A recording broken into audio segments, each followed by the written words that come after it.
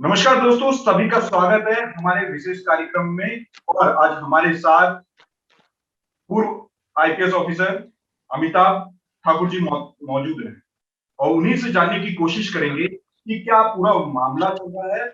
और साथ ही उन्होंने जो अपना नेम प्लेट, जो घर के आगे नेम प्लेट होता है, और किसी के बारे में बताया जाता है कि कौन वहां पे रह रहा है, लेकिन वहां पे जबरिया क्यों लिखाया गया है। देखिए, जहाँ तक पहली बात ये कि जो पूरा प्रसंग है वह 2 दिन पहले मुझे सरकार का एक प्रेम पत्र मिला। उस हमारे एक डीजी थे उस समय, उन्होंने कहा कि भैया तुम्हें जो है, उन्होंने बुलाया, कहा ये आपको सरकार का प्रेम पत्र है। प्रेम पत्र में लिखा था कि अब आपकी सेवाओं की जरूरत हमको नहीं है, जनहित में जरूरत नहीं है। उस समय मैं सरकारी नौकर था, मैंने अपना अंगूठा लगाया उस कागज पे, मैंने उसको प्राप्त कर लिया और उसी समय मैंने अपना कार्यभार जो भी था मेरा उसको छोड़ दिया। मुझे सरकार ने एक गाड़ी दे रखी थी, एक ड्राइवर दे रखा था, तो उस गाड़ी ड्राइवर को भी मैंने शाम तक होते होते छोड़ दिया और उसी समय से मैं सेवानिवृत्त हो गया। जहाँ तक ये जबरिया सेवानिवृत्त है तो जाहिर सी बात है ये जबरिया था। जैसा कि मैं बिहार का हूँ, हमारे यहाँ जबरिया शादियां कर देते हैं किसी किसी की। उसकी शादी की इच्छा नहीं है, उसके कह दिए शादी कर दूंगा, जबरिया शादी हो गई। तो ये मेरा जबरिया एक तरह से मतलब ये सेवानिवृत्ति था। न तो मेरी इच्छा थी, न मेरी अवस्था है, न मैं इतना मतलब शारीरिक मानसिक रूप से कोई कमजोर हो गया हूँ। किसी भी प्रकार की दक्षता में कोई कमी नहीं, मुझे लगता है मेहनत में भी कोई कमी नहीं रहती थी। आपने जो थोड़ा बहुत सरकारी काम दे रखा था हमने पूरी ईमानदारी से किया, फिर भी आपको रास नहीं आया, आपको व्यक्तिगत रास नहीं आया, आपने कहा कि आप चलता बनिए। तो ये पूरी प्रक्रिया, पूरी स्थिति मुझे जबरिया लगी, तभी मैंने कहा अब अपने आप को मैं जबरिया सेवानिवृत्त कहूंगा। सर, जिस तरीके से वो पत्र एक पत्र वायरल हुआ है, जो सरकार का पत्र है, उसमें कहा गया है कि आपने जो संपत्ति थी, कि संपत्ति का ब्यौरा आपने सही नहीं दिया था सर। देखिए, संपत्ति का ब्यौरा हमने सही दिया गलत दिया, संपत्ति आपने जांची हमारी और 5 साल तक जांची, 1 साल नहीं जांची, 5 साल जांची, हमारी जांची, हमारी पत्नी की जांची, हमारे पिताजी की जांची, हमारी माँ की जांची, हमारे भाई की जांची, हमारे बच्चों की जांची। आपने मेरे खिलाफ एफआईआर लिखवाया थाना गोमती नगर में। आपने कहा कि इनकी आय से जो है 1 करोड़ या कितना संपत्ति, कहा ज्यादा, इन्होंने जो है इन्होंने घूस कमा के 1.5 करोड़ या 1 करोड़ ज्यादा कमा लिया है। 5 साल तक मेरे मेरे गर्दे पे आपने तलवार लटकाया। 10-10 घंटा आपने मेरा इंट्रोगेशन किया, मेरी पत्नी का किया, और अंत में आपने जो है जिसको कहते हैं थूक के चाटना, आप थूके और आप चाटे।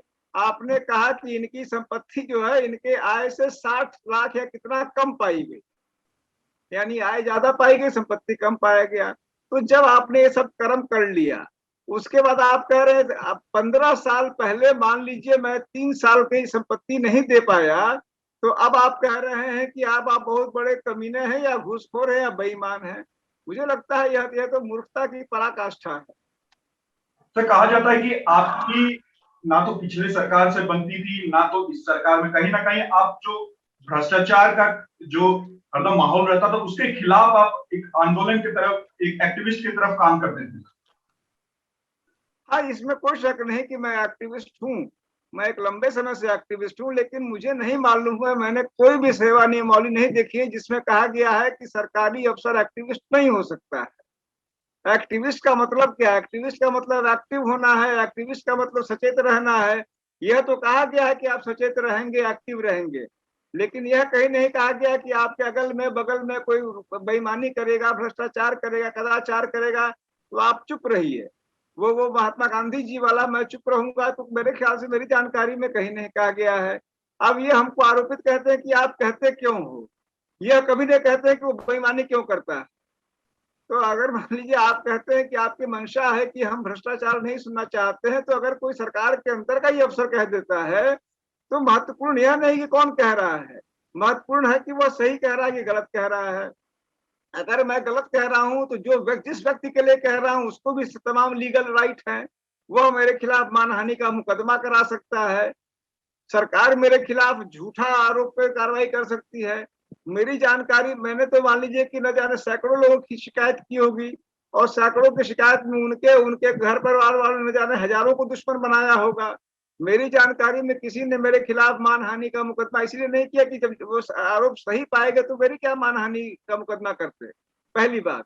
दूसरी बात, मैं अब जितनी शिकायत होती है उससे अधिक कोई शब्द का प्रयोग नहीं करता। मैं नहीं करता कि वो भ्रष्ट है, बेईमान है। मैं कहता हूं कि इनके फला शिकायत मिली, इसकी जांच करा ली जाए। जांच में वो सही पाया जाता है, कभी कभी एक्शन होती है, बड़ा आदमी होता है बच जाता है, वो उसकी किस्मत होती है।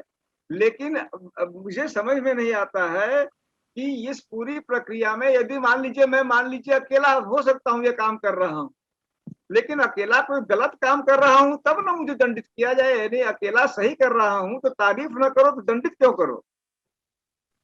तो ये भी समझना चाहेंगे जो आप पे आरोप लगा है, कहा जा रहा है कि आप कई सारी जो सरकार की गुप्त कह सकते हैं लेटर हैं और या फिर कुछ जांच चल रही होती है उसको आप उजागर कर देते हैं, आप ट्वीट कर देते हैं और कहीं ना कहीं पहले से अनुमान लगाने लगते हैं।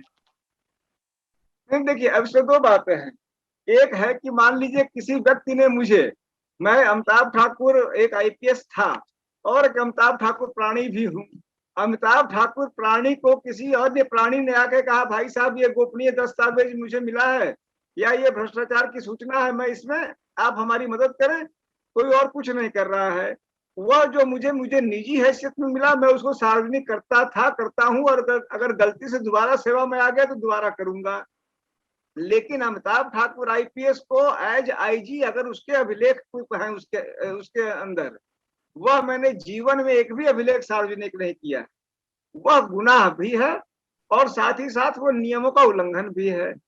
तो जो मेरे सरकारी अभिलेख है मेरे पास, जो मुझे दिया गया, सरकार के ने दिया, उसको मैं कभी नहीं, वो मैं ये फर्क को बहुत अच्छी तरह समझता हूँ। लेकिन किसी भले आदमी ने कहा अमिताभ ठाकुर पर उसको विश्वास है, वो बलिया का है या बांदा का है, उसने आके दिया, और विश्वास कई लोगों को है हम पर, और कहा कि भाई साहब आप कह देंगे तो इसमें एक्शन हो जाएगा।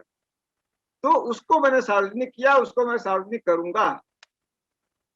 सर कहते हैं कि पिछली सरकार से भी आपकी बनती नहीं थी और इस कारण से जो आपको प्रमोशन मिलना चाहिए, अब तक जो प्रमोशन मिलना चाहिए वो आपको प्रमोशन नहीं मिला। अब देखिए, नहीं बनने का तो अब हमारी उसमें वह खोट मेरे सूरत का ही है, और कोई खोट हमको दिखता नहीं उसमें। बिल्कुल।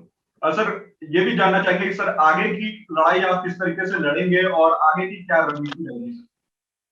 देखिए सर, एक्चुअली मुझे जो आदेश मिला है वर्तमान समय में, मैं उसका अध्ययन कर रहा हूँ। जो विधि के ये है, मतलब जो विधि विशेषज्ञ हैं उनसे पूछ रहा हूँ। देखिए, दो पहलू होते हैं। एक पहलू ये मेरी आत्मा जानती है, और मुझे लगता है यदि आप पूछ रहे हैं या कोई और आदमी, मुझे भी तमाम लोग मिल रहे हैं, पूछ रहे हैं। आमतौर पर भ्रष्टाचार के आरोप में कोई भ्रष्ट अधिकारी अगर वास्तव में निकाला जाता है तो उसका पुरसा हाल नहीं लेता है। कहीं ना कहीं लोगों की आत्मा कचोट रही है, तो उसको लग रहा है कि अमिताभ ठाकुर में 10-5 खोट होंगे, लेकिन इसके साथ गलत हुआ है। यह बात कहीं ना कहीं लोगों के दिमाग में है। तो एक तो यह बात लोगों की जेहन में होना एक चीज है। दूसरा, वह चीज कागज पर विधिक रूप से दिख रहा है कि नहीं दिख रहा है, वो अलग चीज है। तो जो दूसरा पहलू है उसका मैं अध्ययन कर रहा हूँ, विधि विशेषज्ञों से राय ले रहा हूँ कि क्या जो चीज मेरी आत्मा में है और तमाम लोगों की आत्मा में है, वह कागज पर भी मैं साबित कर पाऊंगा कि नहीं कर पाऊंगा। कागज पे कई, आप जानते हैं, कई सारे, सरकार से चालाक तो कोई होती नहीं है। अगर उसने चालाकी पूर्वक ऐसा किया हो कि मैंने काटो भी और खून भी न निकले, मान लीजिए हुआ हो, तो मैं मन मार के बैठ जाऊंगा। और अगर मुझे खून के धब्बे मिल जाएंगे कहीं पर, सबूत छोड़ दिया गया होगा अपराधी ने, तो मैं उसको पीछा करूंगा। सर आखिरी सवाल, क्या आपको इस तरह की कार्रवाई का अनुमान पहले से था या ये अचानक से हो गया? नहीं, मुझे अनुमान था, मुझे कुछ लोगों में सिस्टम में था, और अभी भी तो सिस्टम के लोगों से परिचय तो है ही है। कान में कुछ फूंक जरूर देते हैं, कुछ मेरे शुभेच्छु भी रहते हैं। मुझे 100 लोग नापसंद करते हैं तो कई पसंद भी करते हैं। तो उसी में से कुछ लोगों ने कहा कि अन्याय हो रहा है। मैंने एक पत्र भी लिखा था 4 दिसंबर 2019 को। हमने कहा था कि भैया ये करोगे तो अन्याय होगा, ये मैंने लिख के दिया था, और वह अन्याय हुआ। बिल्कुल। थैंक यू सर हमें समय देने के लिए। धन्यवाद सर, बहुत बहुत धन्यवाद। Thank you sir.